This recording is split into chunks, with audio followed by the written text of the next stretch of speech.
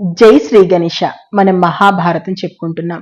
ఎక్కడున్నాము? భీష్మ పర్వం మొదటి ఆశ్వాసంలో ఉన్నాము. దానిలో భాగంగా మనం భగవద్గీత చెప్పుకుంటున్నాము.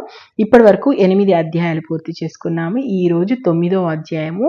ఈ అధ్యాయంలో శ్రీకృష్ణుడు తానెవరో చెప్తాడు, తనను పూజిస్తే ఏం జరుగుతుందో చెప్తాడు, అంతటా తను ఎలా వ్యాపించి ఉన్నాడో చెప్తాడు, అసలు మనుష్య రూపంలో వచ్చినప్పుడు తనను ఎవరు ఎలా తెలుసుకోగలుగుతున్నారు అని ఇలాంటి అనేక విషయాలు అర్జున్ చెప్తాడు. చాలా పరమ గుహ్య జ్ఞానము అంటే చాలా రహస్యమైనటువంటి విషయాలన్నమాట. ఆ విషయాలు అర్జునుడికి చెప్తాడు మనకు 9వ అధ్యాయంలో. మొత్తం 9వ అధ్యాయానికి సంబంధించి 34 శ్లోకాలు ఉన్నాయి. సో ఓవరాల్గా ఆ శ్లోకాల సారాంశం ఏంటి అనేది నేను చెప్తాను, ఒకసారి వినండి.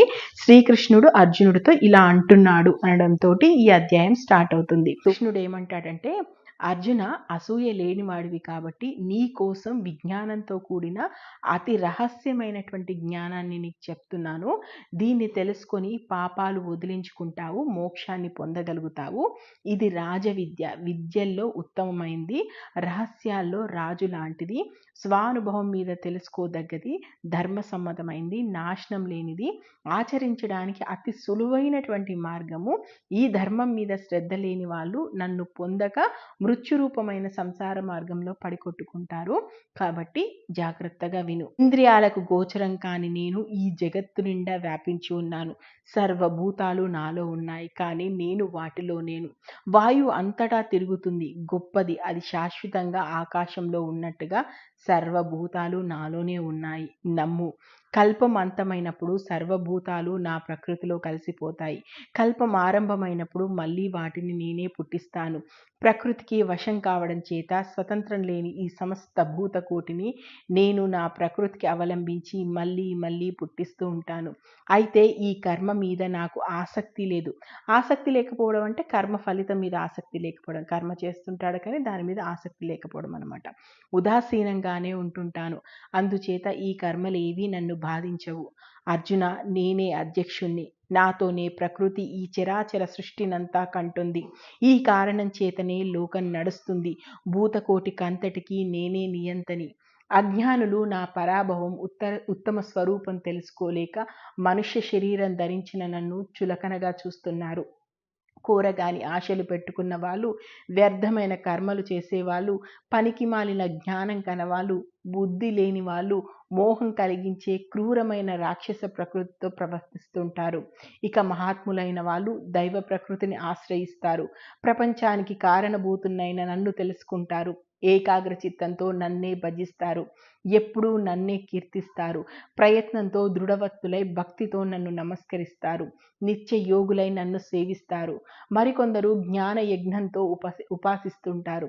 సో నన్ను ఏకత్వంగాను లేదా భిన్నత్వంతో అయినా ఎలా పూజించినా, అంటే నన్ను ఈ రూపంలో పూజించినా ఇంకే రూపంలో భిన్నంగా పూజించినా కూడా అన్ని విధాలుగా నన్నే పూజిస్తూ ఉంటారు.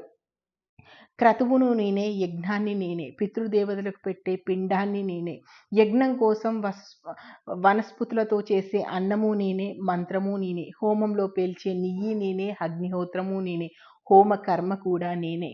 ఈ జగత్తుకు నేనే తండ్రిని, నేనే తల్లిని, నేనే ధాతను, నేనే తాతను. తెలుసుకోదగినది పవిత్రమైన ఓంకారాన్ని కూడా నేనే. సామవేదం, యజుర్వేదం నేనే. ఈ జగత్తుకు నేనే గతి, నేనే పోషకుణ్ణి, నేనే ప్రభువుని, నేనే సాక్షిని. నేనే నివాసం, నేనే ఆశ్రమం, నేనే నేస్తం, నేనే పుట్టించేవాణ్ణి, నేనే నిలిపేవాణ్ణి, నేనే నాశనం చేసేవాణ్ణి. నేనే నాశనం లేని బీజం అర్జున. వేడి నేనే కలిగిస్తాను, వాన నేనే నిలుపుతాను, తిరిగి వానను నేనే కురిపిస్తాను. నేనే అమృతం, నేనే మృత్యువు, నేనే సత్తు, నేనే అసత్తు. ఋగ్వేదం, యజుర్వేదం, సామవేదం, ఈ 3 వేదాలు అభ్యసించిన వాళ్ళు యజ్ఞాల్లో నన్ను పూజించి సోమపానం చేసి పాపాలు పోగొట్టుకొని స్వర్గాన్ని పొందుతారు. వారి పుణ్యఫలం వల్ల దేవేంద్ర లోకానికి వెళ్తారు. అక్కడ స్వర్గ భోగాలు అనుభవిస్తారు. అలా విశాలమైన స్వర్గాల్లో భోగాలు అనుభవించి ఆ పుణ్యం కాస్త చెల్లిపోగానే మళ్ళీ భూలోకానికి లేదా మర్త్యలోకానికి వచ్చేస్తారు. ఇలా త్రయధర్మ పరులు అంటే 3 వేదాల్లోని వేదిక ధర్మం ఆచరించే వాళ్ళు భోగాల మీద వాంఛలు పెట్టుకుంటారు. అందువల్లే పుడుతూ చస్తూ పుడుతూ ఉంటారు.